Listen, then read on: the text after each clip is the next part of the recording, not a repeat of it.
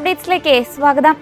പാലക്കാട് എലപ്പുള്ളിയിൽ സ്ഥാപിക്കാൻ ഉദ്ദേശിക്കുന്ന മദ്യനിർമ്മാണ ഫാക്ടറി ഒരിക്കലും നടപ്പാക്കാത്ത സർക്കാരിന്റെ ദുസ്വപ്നമായി മാത്രം അവശേഷിക്കുമെന്ന് KCBC മദ്യവിരുദ്ധ സമിതി. പദ്ധതിയുമായി ബന്ധപ്പെട്ട് എക്സൈസ് മന്ത്രി MP രാജേഷ് എന്തു തന്നെ വിശദീകരണങ്ങൾ നൽകിയാലും പൊതുസമൂഹത്തിന്റെ ശക്തമായ എതിർപ്പിനെ അവഗണിച്ച് സർക്കാരിനെ ഒരടി പോലും മുന്നോട്ടു പോകാൻ കഴിയില്ലെന്ന് സമിതി വക്താവും സംസ്ഥാന സെക്രട്ടറിയുമായ പ്രസാദ് കുരുവിള പറഞ്ഞു. എലപ്പുള്ളിയിലെ ജനകീയ വികാരം പദ്ധതിക്ക് എതിരാണ്. പണ്ട് പൂട്ടേണ്ടി വന്ന കൊക്കക്കോള ഫാക്ടറിയുടെ അനുഭവം അധികാരികൾ മറക്കരുത് എന്നും അദ്ദേഹം പറഞ്ഞു. തെരഞ്ഞെടുപ്പ് പ്രഖ്യാപിക്കാൻ ദിവസങ്ങൾ മാത്രം അവശേഷിക്കെ നിലവിലെ ഭരണകൂടത്തെ ഒരു കെയർ ടേക്കർ സർക്കാരായി മാത്രമേ പൊതുജനം ഇപ്പോൾ കണക്കാക്കുന്നുള്ളൂവെന്നും അദ്ദേഹം കൂട്ടിച്ചേർത്തു. ആഭ്യന്തര കലാപം രൂക്ഷമായ മ്യാൻമറിൽ ക്രൈസ്തവ സഭയും വിശ്വാസികളും നേരിടുന്ന വെല്ലുവിളികളിൽ ആശങ്ക രേഖപ്പെടുത്തി യാങ്കൂൺ ആർച്ച് ബിഷപ്പ് കർദിനാൾ ചാൾസ് ബോ വത്തിക്കാൻ പത്രമായ ഒസർവത്തോറ റൊമാനോയ്ക്ക് നൽകിയ അഭിമുഖത്തിലാണ് കർദിനാൾ രാജ്യത്തെ ഭീതിജനകമായ സാഹചര്യം വിവരിച്ചത്. മ്യാൻമറിലെ ജനങ്ങൾ അനുഭവിക്കുന്ന ദുരിതങ്ങൾ അവസാനിപ്പിക്കാൻ അന്താരാഷ്ട്ര സമൂഹം അടിയന്തരമായി ഇടപെടണമെന്ന് അദ്ദേഹം ആഹ്വാനം ചെയ്തു. ജനങ്ങൾ അഭയം പ്രാപിക്കുന്ന ഇടങ്ങൾ പോലും ആക്രമിക്കപ്പെടുന്നത് അങ്ങേയറ്റം വേദനാജനകമാണ്.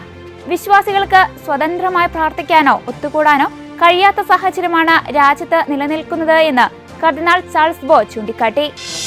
റോം രൂപതയുടെ മെത്രാൻ എന്ന നിലയിൽ ലിയോ 14 പാപ്പ ഇടവകകളിൽ തോറും സന്ദർശനം നടത്തുന്നതിന് ഞായറാഴ്ച തുടക്കമാകും. ഞായറാഴ്ച ഓസ്തിയ ലിഡോയിലുള്ള സാന്താ മരിയ റെജീന പാച്ചിസ് ഇടവക ദേവാലയത്തിൽ പാപ്പ സന്ദർശനം നടത്തും. ഫെബ്രുവരി 15 വൈകുന്നേരം 4 മണിയോടെ ഇടവകയിലെത്തുന്ന പാപ്പ 5 മണിക്ക് റോം രൂപതയിലേക്കുള്ള പാപ്പയുടെ വികാരി കർദിനാൾ ബാൽഡോറേന, റോം രൂപതയുടെ തെക്കൻ പ്രദേശത്തേക്കുള്ള മെത്രാൻ, ഇടവക വികാരി എന്നിവർക്കൊപ്പം വിശുദ്ധ ബലിയർപ്പിക്കും. പാപ്പ തന്റെ പ്രഥമ ഇടയ സന്ദർശനം നടത്തുന്ന ഇടവകയിൽ പള്ളോട്ടിൻ വൈദികരാണ് അജപാലന ശുശ്രൂഷ ചെയ്യുന്നത്.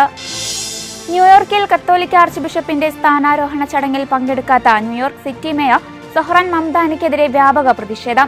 പതിറ്റാണ്ടുകളായി ന്യൂയോർക്ക് അതിരൂപത അധ്യക്ഷന്റെ സ്ഥാനാരോഹണ ചടങ്ങിൽ സിറ്റി മേയർ പങ്കെടുക്കുന്നത് പതിവായിരുന്നു.